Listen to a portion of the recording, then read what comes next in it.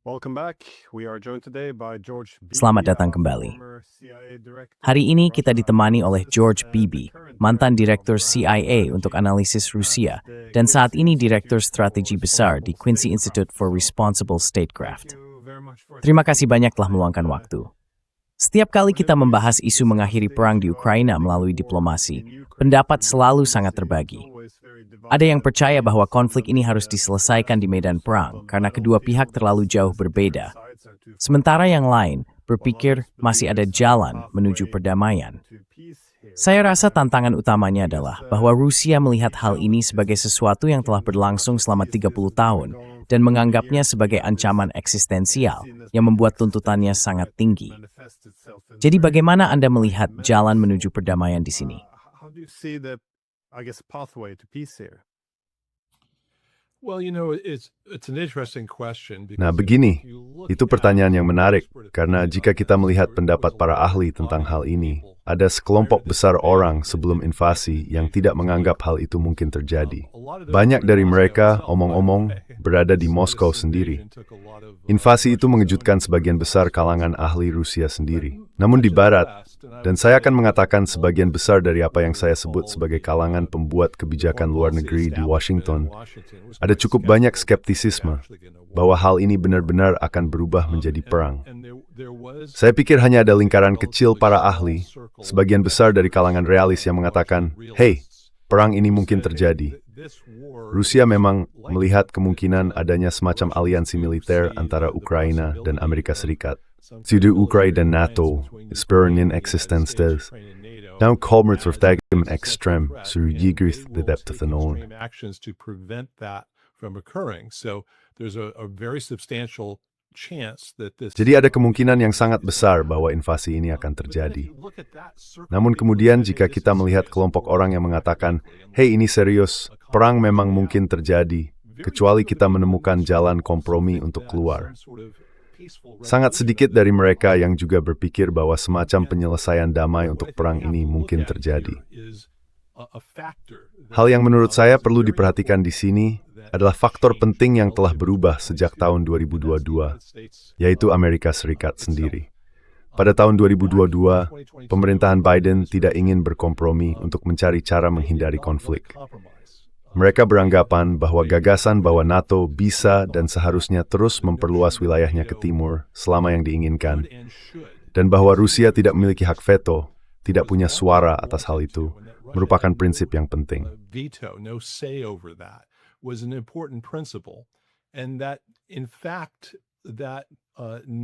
Dan faktanya, hegemoni NATO dipandang sebagai hal yang mendasar bagi tatanan dunia, bahwa agar dunia menjadi damai dan stabil, Amerika Serikat perlu memastikan bahwa tatanan Barat tetap menjadi yang dominan secara global. Mereka tidak bersedia melepaskan hal itu. Namun, yang terjadi sejak saat itu adalah pemerintahan Trump memenangkan pemilu dan berkuasa dengan pandangan yang sangat berbeda tentang apa yang seharusnya menjadi dasar tatanan dunia. Saya tidak matter of the Eropa for, apur for setor de India, dan malad tabering Amerika ini dalam juran seti. There's been a fundamental shift, and if you look at the U.S. national security strategy. Dan jika Anda melihat strategi keamanan nasional AS, akan segera terlihat bahwa mereka mengambil apa yang saya sebut sebagai pendekatan yang lebih realistis terhadap dunia. Pada dasarnya, mengatakan bahwa kekuatan-kekuatan besar harus berada dalam keadaan seimbang, dan bahwa kita harus menemukan cara untuk menyeimbangkan kepentingan di antara kekuatan-kekuatan besar ini ketika terjadi ketegangan. Jadi, harus ada kombinasi antara keseimbangan kekuatan dan keterlibatan melalui diplomasi. Sekarang, ketika Anda melihat perang di Ukraina melalui prisma pendekatan Amerika yang telah berubah itu, saya pikir hal tersebut mengubah kemungkinan tercapainya kompromi di sini. Dan saya ingin menunjukkan sesuatu yang banyak orang sadari belakangan sebagai kesempatan yang terlewat. Negosiasi Istanbul antara Rusia dan Ukraina yang mediasi oleh Turki pada bulan-bulan awal setelah invasi, di mana tempatnya kedua hampir mencapai kompromi yang bisa mengakhiri perang. We're zeroing in on a compromise that would end the war. It would make Ukraine militarily neutral. Itu akan membuat Ukraina menjadi netral secara militer. Hal itu akan menetapkan beberapa batasan pada kemampuan militer Ukraina dan menyelesaikan banyak masalah lain di antara mereka. Dan jika kamu mempercayai narasi media, banyak orang mengatakan bahwa pihak Ukraina bersedia mempertimbangkan kompromi semacam itu, dan hampir mengatakan ya. Namun pihak Barat, dalam wujud Boris Johnson dari Inggris, datang dan berkata, ya, kami tidak seharusnya nyaman dengan syarat yang ditawarkan di sini. Kalian bisa mendapatkan hasil yang lebih baik. Jadi mari kita lanjutkan perang ini, bernegosiasi nanti dari posisi yang lebih kuat, dan lihat bagaimana situasinya setelah beberapa waktu. Sekarang, Islam April 2022 adalah sikap Washington. Since April of 2022 is Washington's attitude. Imagine if in April 2022 the White House. Bayangkan jika pada April 2022, Gedung Putih berkata, "Hei, ini kesepakatan yang bagus. Kamu harus menerimanya. Ini tidak akan menjadi lebih baik. Kamu akan jauh lebih baik jika mengakhiri perang ini, mempertahankan kemerdekaanmu di Ukraina dan fokus pada rekonstruksi." Nah, hal itu kini telah terjadi. Kita memiliki pemerintahan yang mengatakan, kami bersedia berkompromi dengan Rusia dalam aspek keamanan utama dari perang ini, yaitu perluasan NATO, posisi Rusia di Eropa, dan posisi Ukraina di Eropa. Mengingat hal itu, dan mengingat bahwa Ukraina kini mendengar dari penyokong utamanya, tanpa siapa perang ini sebenarnya tidak bisa berlanjut, bahwa sebaiknya mereka menemukan cara untuk berkompromi, saya pikir hal itu secara mendasar mengubah situasi yang sedang kita hadapi. Ini tidak berarti bahwa perdamaian akan terjadi secara otomatis. Doesn't mean that peace is automatic. There's still an awful lot of very difficult issues that have to be. Masih ada banyak masalah yang sangat sulit yang harus ditangani. Namun ketika Amerika Serikat sendiri mengatakan, kita harus menemukan jalan keluar dari situasi ini, dan Ukraina memiliki beberapa alasan kuat di medan perang untuk ingin menemukan jalan keluar. Karena jika perang ini berlanjut, Ukraina secara bertahap akan melihat prospek masa depan yang aman dan sejahtera benar-benar lenyap. Rusia membutuhkan jalan keluar dari situasi ini bukan karena percaya tidak bisa menang di medan perang, tetapi karena secara geopolitik, negara itu telah menemukan dirinya berada di jalan buntu, sangat bergantung pada Tiongkok, tidak mampu menjalin diskursus yang wajar dengan Eropa dan Amerika Serikat, dan akibatnya melemah secara geopolitik, jauh kurang berpengaruh, serta jauh kurang mampu bermanuver antara Timur dan Barat untuk memainkan kedua pihak satu sama lain.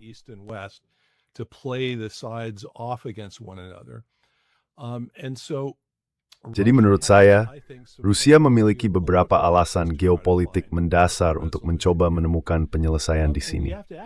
Dan kita harus bertanya pada diri sendiri, jika Amerika Serikat menginginkan hal ini tercapai, jika Ukraina memiliki alasan yang sangat praktis untuk mengakhiri perang ini, dan Rusia memiliki alasan geopolitik besar untuk itu, siapa yang menentangnya? Apa yang menjadi penghalang? Saya berpendapat bahwa ada sekelompok pihak yang tidak ingin hal ini berakhir. Dan pada titik ini, itulah inti persoalannya. Saya menyebutnya sebagai kelompok lama dalam kebijakan luar negeri yang telah berkuasa di Amerika Serikat sejak berakhirnya Perang Dingin dan telah mendominasi Eropa dalam pendekatannya terhadap keamanan dan diplomasi. Itulah kelompok yang tidak ingin melihat adanya kompromi di sini.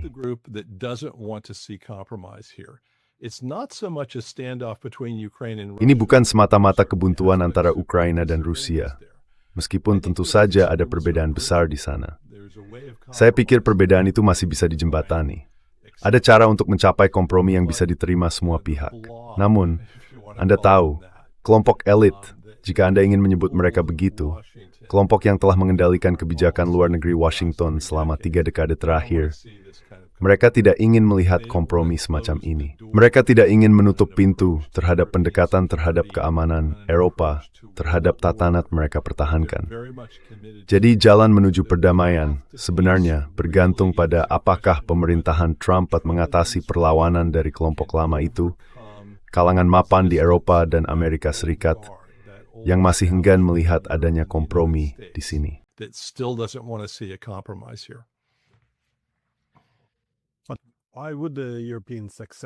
Mengapa orang Eropa mau menerima kompromi apapun?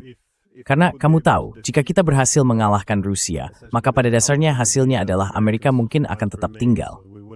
Jadi kita akan memiliki Amerika di belakang kita, perisai Ukraina yang kuat di depan kita. Rusia akan melemah, dan sekali lagi harus mengikuti perintah. Sementara itu, jika kita kalah dalam perang, seluruh proyek pasca Perang Dingin untuk membangun Eropa tanpa Rusia akan berakhir. Izammutim Pswar, AS and Nimligder Wibich-Harapon. Irrelevansi erperkod, and instead to pause you, Nopemie Saras you, Lady terpecah dengan Abrin Throgoda. Tidak akan ada Eropa, melainkan bernak Eropa. Ji mengit tawa seperti situasi serba Ruthau gas ini. In time, kia kalpang, o kutin basit stimat seperti ini. Well, I think Europe has to face a reality here. Ya, saya pikir Eropa harus menghadapi kenyataan di sini. Pilihan terbaik mereka, seperti yang Anda jelaskan, tidak dapat dicapai. Amerika Serikat tidak akan mengizinkannya. Kami tidak akan membiarkan perang ini berlanjut, hanya agar Eropa dapat mempertahankan pertempuran selama yang diinginkannya, demi menghalangi masa depan yang tidak membuatnya nyaman. Sifat aliansi transatlantik akan berubah, entah bagaimanapun caranya. Perubahannya bisa dikelola sebuah transisi yang diatur di mana Amerika Serikat dan sekutu-sekutu Eropanya bekerja sama untuk mengatur sesuatu yang tidak terlalu mendadak, tidak terlalu bergejolak, dan tidak terlalu merugikan semua pihak yang terlibat, serta tetap menjaga kepentingan inti semua sekutu, atau bisa menjadi transisi yang sangat mendadak dan sangat tidak stabil.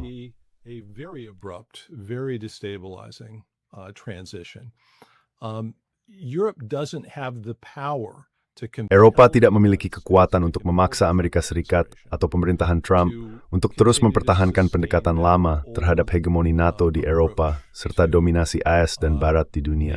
Pemerintahan Trump sedang bergerak ke arah yang berbeda. Dunia itu sendiri dan hubungan kekuasaan di dalamnya sedang bergerak ke arah tertentu. Eropa tidak memiliki kekuatan untuk mencegah hal itu. Jadi, apa untungnya bagi Eropa untuk ikut naik ke kereta itu? Menurut saya, kenthordek hidup Eropa, umawi kereta itu Bracefords as a station, han atau Prague. Jauh lebih baik hemresol henlek kereta itu ke stingko a station. Isistin like jauh lebih bermurabel, ising keseluruhan sting and would be a much more problematic situation for them overall. And they simply can't sustain the war effort. Dan mereka sama sekali tidak dapat mempertahankan upaya perang untuk Ukraina tanpa Amerika Serikat. Mereka tidak memiliki sumber daya intelijen untuk memberikan apa yang dibutuhkan Ukraina. Mereka tidak memiliki sistem komunikasi satelit yang sebanding dengan Starlink, yang sangat penting bagi komunikasi medan perang Ukraina. Mereka juga tidak memiliki kapasitas industri militer untuk memasok peralatan dalam jumlah yang dibutuhkan Ukraina untuk mempertahankan konflik ini, terutama dalam pertahanan udara. Jadi sekadar mengatakan kepada Amerika Serikat, tidak, kami akan melakukannya sendiri dan perang ini akan terus berlanjut, sebenarnya bukanlah pilihan yang layak bagi Eropa.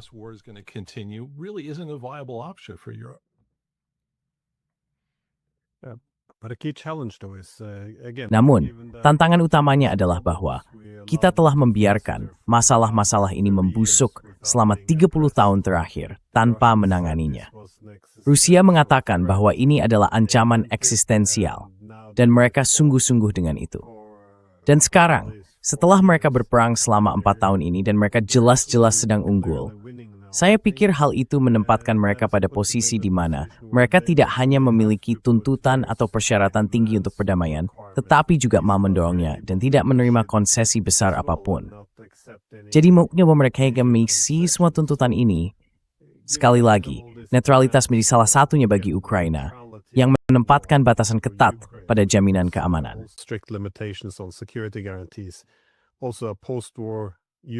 Selain itu, Ukraina pasca perang harus memiliki pemerintahan yang lebih bersahabat.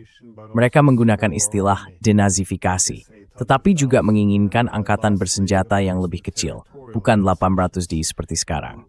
Dan terakhir tentu saja soal konsesi teritorial.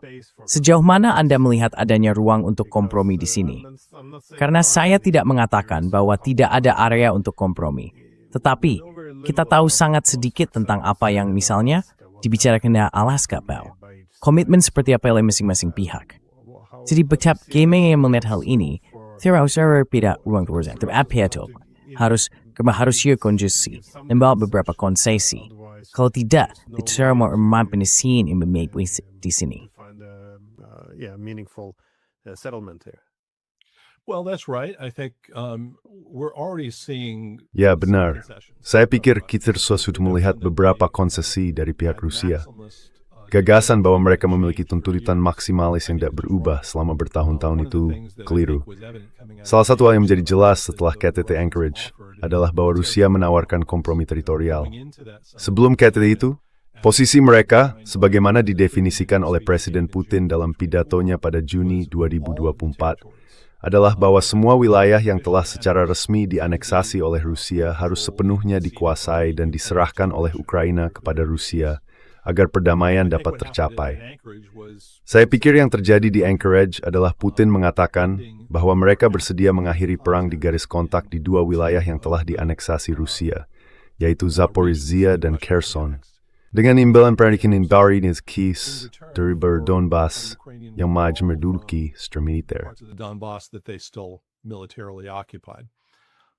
Now, the Ukrainians have said. Sekarang pihak Ukraina telah mengatakan, ya tidak, kami tidak nyaman dengan itu. Saya pikir pihak Rusia mengira setelah pertemuan di Anchorage bahwa pemerintahan Trump pada dasarnya memaksa Ukraina untuk menerima kesepakatan itu. Namun hal itu tidak terjadi, dan saya pikir ada alasan yang baik untuk itu. Pemerintahan Trump dengan tepat menyadari bahwa jika kesepakatan ini terlihat seperti sesuatu yang dipaksakan kepada Ukraina, maka kesepakatan itu tidak akan mendapat dukungan di Washington, tidak di Kongres, tidak dari kalangan pembuat kebijakan luar negeri. Kesepakatan itu akan dianggap tidak adil, sebuah bentuk penyerahan diri dari pihak Ukraina.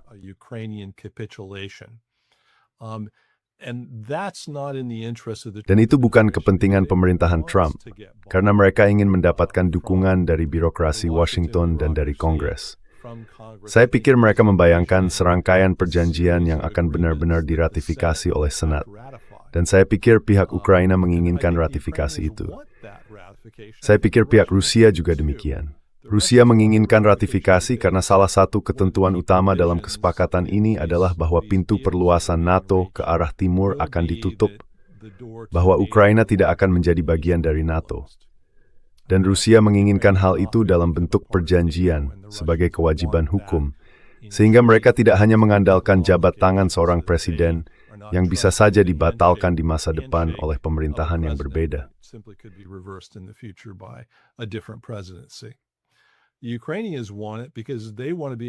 Orang-orang Ukraina menginginkannya karena mereka ingin dapat menunjukkan kepada publik mereka bahwa mereka mendapatkan jaminan keamanan dengan kekuatan hukum dari Amerika Serikat. Sekarang pertanyaannya adalah, bisakah Anda menemukan kompromi yang menghormati batas merah Rusia terkait kehadiran militer Eropa atau AS di wilayah Ukraina? Tetapi pada saat yang sama, memberikan cukup jamin kepada Ukraina bahwa mereka disekan di daerah invasi ulang di masa depan. Saya pikir Jawa Tengah adalah ya.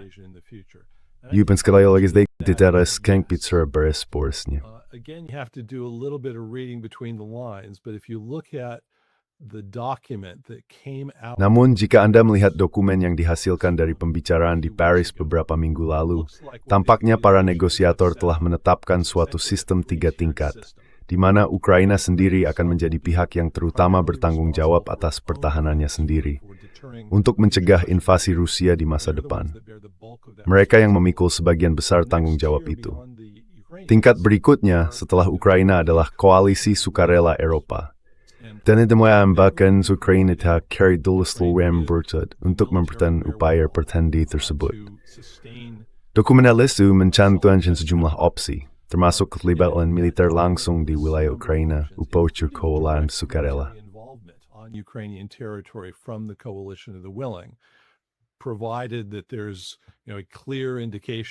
Asalkan ada indikasi yang jelas tentang invasi ulang Rusia ke Ukraina, Amerika Serikat berada di tingkat ketiga.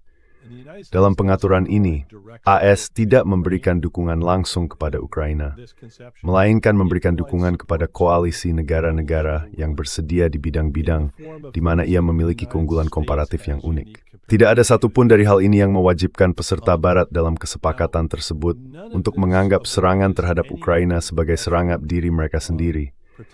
Dengan kata lain, tidak ada komitmen yang secara harfiah seperti pasal 5. Namun, hal ini juga tidak menutup kemungkinan partisipasi tempur langsung dari pihak Barat jika terjadi invasi ulang oleh Rusia.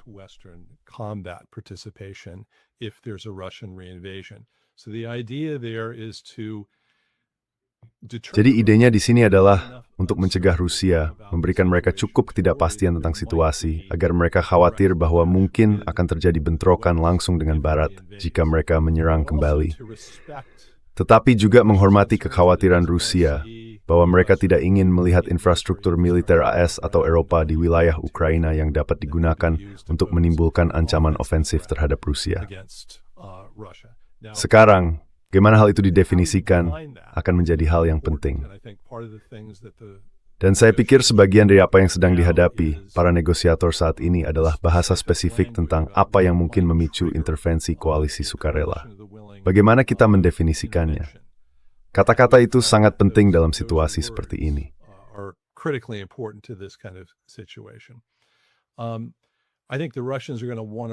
Saya pikir Rusia akan ingin menyingkirkan kemungkinan penempatan pasukan koalisi sukarela di wilayah Ukraina di luar konteks invasi ulang yang jelas di masa depan. Jadi, saya yakin itu salah satu hal yang sedang coba didefinisikan oleh para negosiator dalam semua ini. Namun secara prinsip, adakah cara menemukan titik tengah, memberikan jaminan yang cukup kepada Ukraina tanpa terlihat terlalu mengancam bagi Rusia? Saya rasa ya, kita mungkin stick through throat with the kerosene burning. Bukan hal jebret lewenling, tapi setiap break mustahil. Dan setiap seperti MP to that and break with a wellig. And how is it? I think the negotiators have actually made a lot of progress on that. What's interesting with Alaska though is Yang menarik dari Alaska, bagaimanapun, adalah bahwa pihak Rusia belum mengonfirmasi bahwa mereka bersedia membuat kompromi ini. Di sisi lain, mereka menekankan bahwa Ukraina harus meninggalkan Donbas. Dengan tidak menyebut Kherson dan Zaporizhia, jelas ada indikasi kuat bahwa inilah yang dimaksud. Namun, kesan saya adalah bahwa bagi pihak Rusia, kekhawatiran utama mereka adalah bahwa setiap kesepakatan damai pada dasarnya akan menjadi Minsk yang lain. Hanya jeda singkat untuk membangun kembali Ukraina dan kemudian mencoba lagi. Dan, kamu tahu, saya pikir itulah alasan mereka mencari jaminan seperti ini, karena pihak Ukraina jelas ingin menarik NATO ke dalam perang ini. Ukrainians obviously want to pull NATO into this war, so if we have the security guarantees. Jadi, kalau kita memiliki jaminan keamanan, maka akan ada semua insentif di dunia untuk terlebih dahulu membangun kembali Ukraina. Dan kemudian Ukraina akan ingin memicu sesuatu agar Amerika dan Eropa berpihak padanya. Tapi, ya ini situasi yang rumit. Saya pikir inilah juga alasan mengapa Rusia mengenai pemerintahan yang bersahabat di Kiev dan pembatasan terhadap ukuran angkatan bersenjata Ukraina pasca perang. Apakah Anda melihat ini sebagai salah satu bidang mana Rusia harus mengalah? Atau stick though di sini?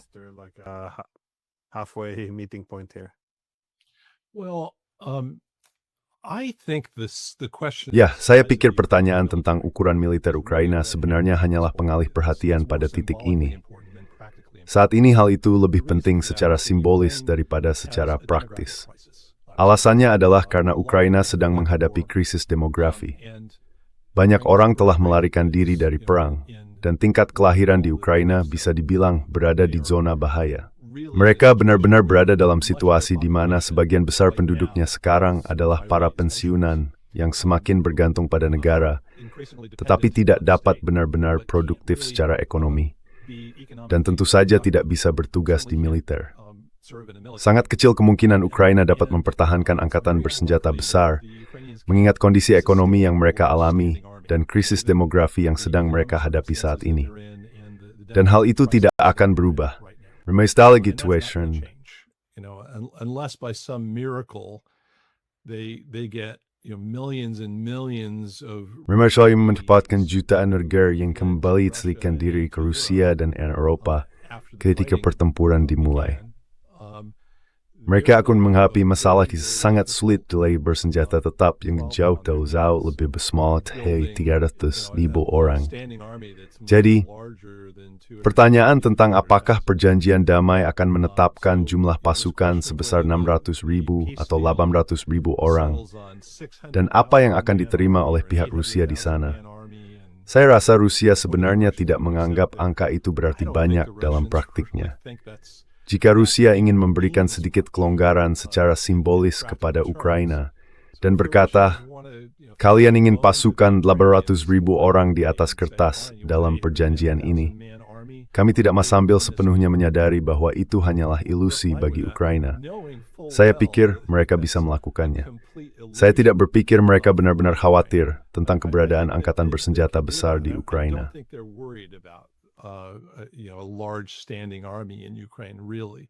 What they're most concerned about are hal yang paling mereka khawatirkan adalah senjata jarak jauh, senjata serang yang bisa dikembangkan atau ditempatkan di Ukraina, yang dapat mengancam kemampuan militer strategis Rusia. Saya pikir itu adalah sesuatu yang memang mereka khawatirkan secara sah. Tapi, selain itu, dan ini juga mencakup penempatan pasukan tempur barat serta infrastruktur militer barat di wilayah Ukraina, saya rasa hal-hal tersebut adalah sesuatu yang tidak akan ditawar oleh Rusia. Mereka akan menarik garis yang sangat tegas, karena hal-hal itu merupakan kemungkinan nyata, dan bagi Rusia, hal-hal tersebut umumnya dianggap sebagai ancaman. Namun saya tidak berpikir hal-hal itu benar-benar menjadi penghalang kesepakatan. Saya rasa Amerika Serikat dan secara tidak langsung, Ukraina memiliki insentif nyata untuk menangani isu-isu tersebut secara pragmatis. Deal pragmatically with those issues. That's the last question. Do you think Itu pertanyaan terakhir. Menurut Anda, apakah ada indikasi bahwa penghentian perluasan NATO akan berlaku juga untuk negara-negara lain? Karena masalah utama dengan NATO yang terus bergerak ke arah timur adalah bahwa ketika mencapai wilayah perbatasan bersama, bukan hanya Ukraina, tetapi juga Moldova dan Georgia, kita menemukan populasi yang sangat terbelah, di mana separuh condong ke barat dan separuh lainnya ke timur. Jadi, jika mereka diminta untuk memilih kami atau mereka, itu bisa memicu mungkin bukan perang saudara penuh, tetapi setidaknya perselisihan domestik, di mana Rusia dan NATO tentu akan ikut campur dan berusaha menarik mereka ke pihak masing-masing. Jadi pada dasarnya, seperti yang telah kita lihat di Ukraina, bagaimana Anda mencegah negara-negara ini menjadi proksi di masa depan? No matter, hal ini juga bisa masuk menurut the palm na thang. Mids kan garis depth tershedium. To really, prevent this from happening again? I do, actually. Sebenarnya iya.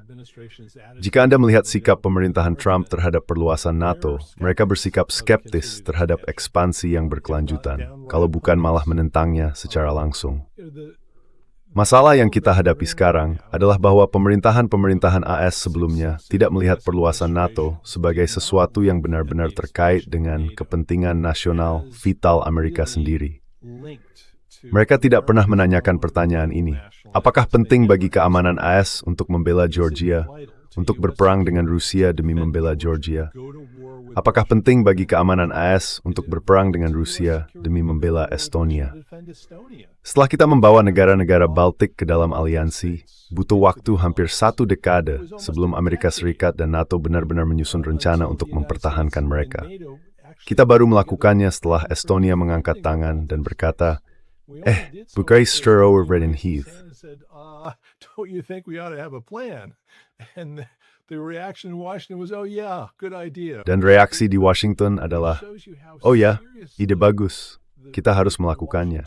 Hal ini menunjukkan betapa seriusnya orang-orang di Washington memandang gagasan bahwa mereka mungkin benar-benar harus melaksanakan pertahanan pasal 5 untuk anggota baru. Kami mendekati perluasan NATO sebenarnya sebagai misi ideologis, sebuah upaya untuk mentransformasi negara-negara lain, meliberalisasi tata kelola internal mereka, dan membentuk apa yang saya sebut sebagai NATO-isasi terhadap tatanan global. Ini tidak dipandang sebagai komitmen untuk berperang demi membela negara-negara anggota baru. Sekarang hal itu telah berubah, dan saya tidak berpikir kita akan kembali ke pandangan lama tersebut. Saya rasa kita sekarang menyadari bahwa jika kita akan menerima negara anggota baru ke dalam NATO, kita benar-benar harus mempertimbangkan secara serius. Haruskah kita berperang untuk membela negara ini?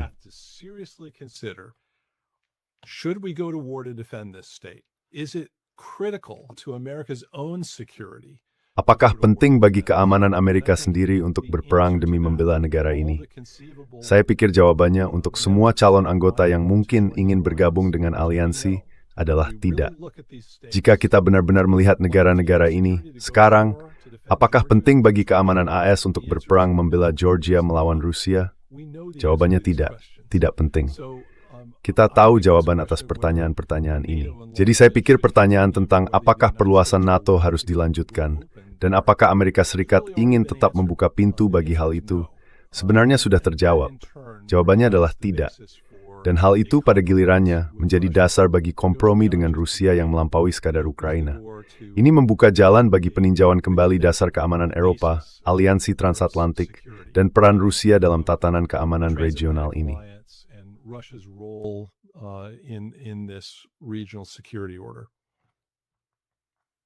Well, as the Europeans are Baik, sementara orang-orang Eropa sedang menabuh genderang perang, saya menghargai optimisme Anda mengenai hal ini, dan saya sangat berharap penilaian Anda benar, serta kita akan mencapai semacam kesepakatan.